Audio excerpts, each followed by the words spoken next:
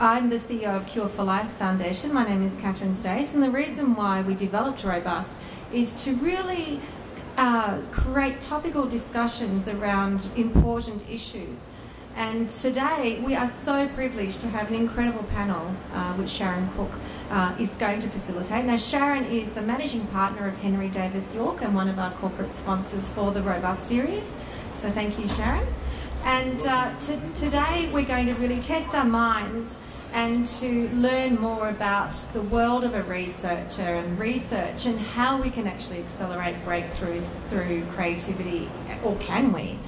And what we actually need to accelerate findings in research. So what the format will be is we'll have 20 minutes of discussion followed by questions and answers. So please keep your questions ready and we'll have a roving mic at the end. No further ado, let's get on with the rigorous discussions with Robust. Thank you, Sharon.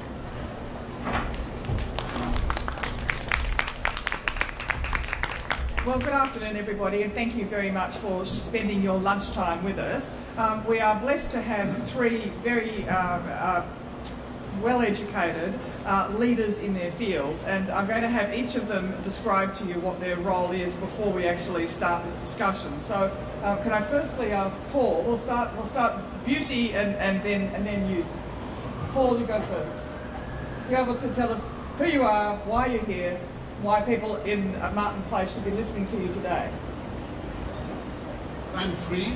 Well, no, there's one other thing that I should say, and that people tell me that that Paul is known as the Bill Gates of science, by which I understand it's not that he has billions of dollars, but that he is a leading brain and actually coming up with ideas ahead of everybody else. So, Paul? Yes, the comparison is really quite flattering. Thank you very much. The title of this discussion today is really, how does scientific breakthrough happen? What is the creativity of the researchers? How does he actually get to a breakthrough? Well, I would like to start with saying that scientists may be creative and innovative, but they don't create anything. Scientists describe nature. They analyze the laws of nature, but they don't create anything.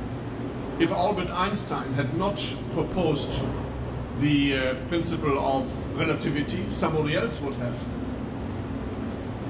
However, on the other hand, if Beethoven had not written the Ninth Symphony, nobody else would have, and it would never exist. So the scientist basically describes nature. He can be innovative, but he is not a creator. So what is the difference between a successful and a less successful scientist? It's just the speed. The successful one discovers a law of nature or of cancer earlier than the others. If he wouldn't detect it, somebody else would. Now, this is not kind of cynical. What we want to do is we want discoveries fast. And therefore it's very good to have innovative scientists who make the discoveries also towards therapy fast, rather than slow. So the leaders in the field are those who push forward faster than the others. And of course, the Cure for Life, the foundation would like to put the money where it is best invested, where we have the greatest chance of getting a breakthrough, particularly in therapy. There's also the question of having creative ideas. Well, I must tell you, ideas are cheap. If you give me a bottle of good red wine, Barossa or so, I can create 5 ideas per evening, is no question. Even if you mount more, I can do that.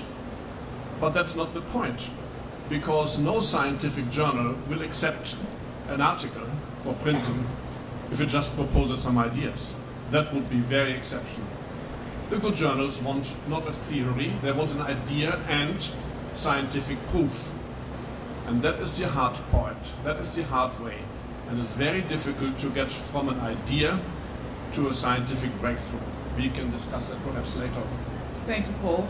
Now, Paul's a clinician, but Kerrie is actually a scientist. So, Kerrie, what is it that you have to say in response to Paul's views?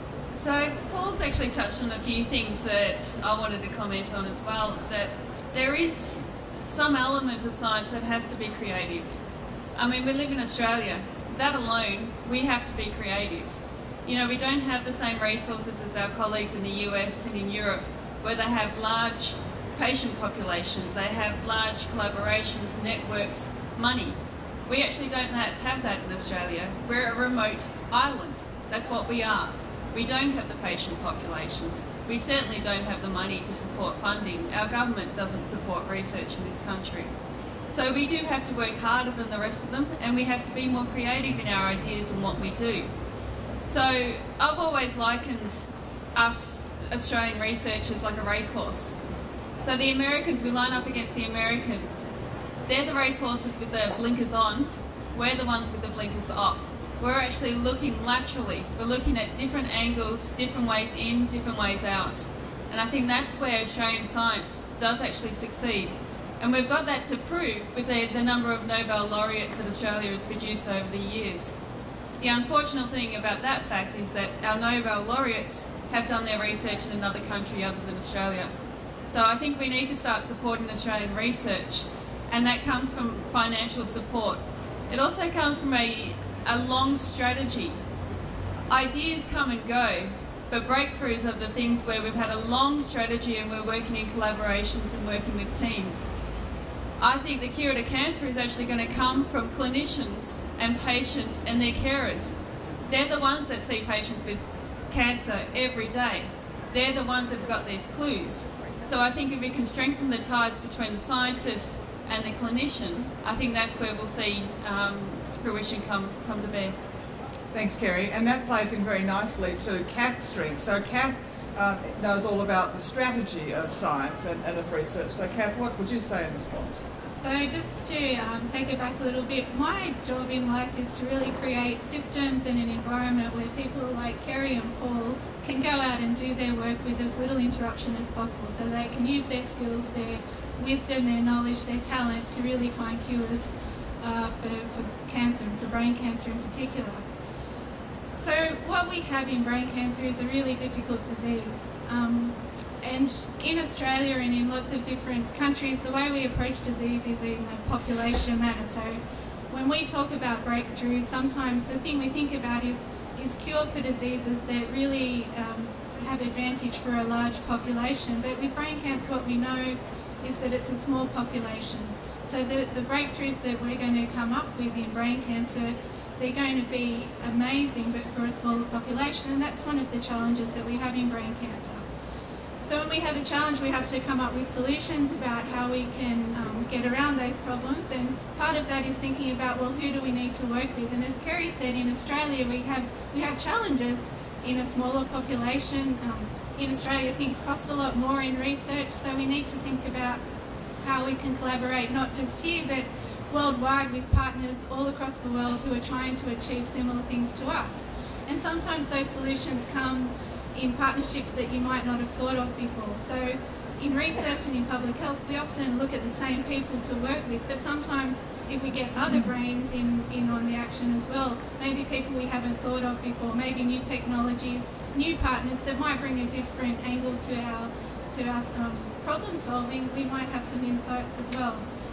The last thing I want to say is that having worked with researchers and clinicians for a while, they are really hard on themselves, and when they talk about breakthroughs, they're perfectionists and need to get to the end goal. But I think every day the people that we're funding in research, they're really making step-by-step breakthroughs. It might take a long time, but that's their life work, and I know that they never stop. I know that I get emails at 2 o'clock in the morning, then one at 2:30 with a follow-up of the extension of an idea, and their minds never stop. They don't go home at 5 o'clock and stop thinking about solutions to brain cancer. And they're just so dedicated. So I think we also need to think about where our endpoints for success are, and just by having a community in Australia in brain cancer research that is not going to give up, we're already a long way ahead in